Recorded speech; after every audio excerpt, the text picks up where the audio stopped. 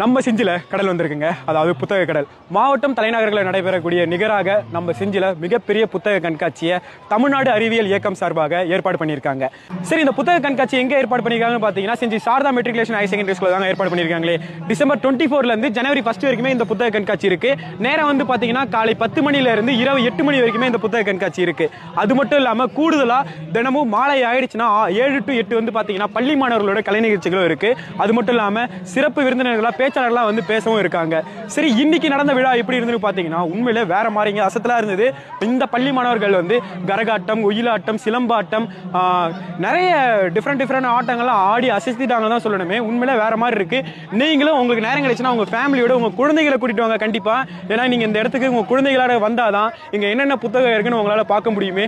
ஒவ்வொரு புத்தகங்களும் ஒவ்வொரு கதை சொல்லுது, ஒவ்வொரு புத்தகங்களும் ஒரு உணர்ச்சியை வெளிப்படுத்துது. அதனால நீங்க உங்க குழந்தைகளோட வாங்க. உங்க பொழுதுபோக்கு இடங்களுக்கு மட்டும் போகாம இந்த மாதிரி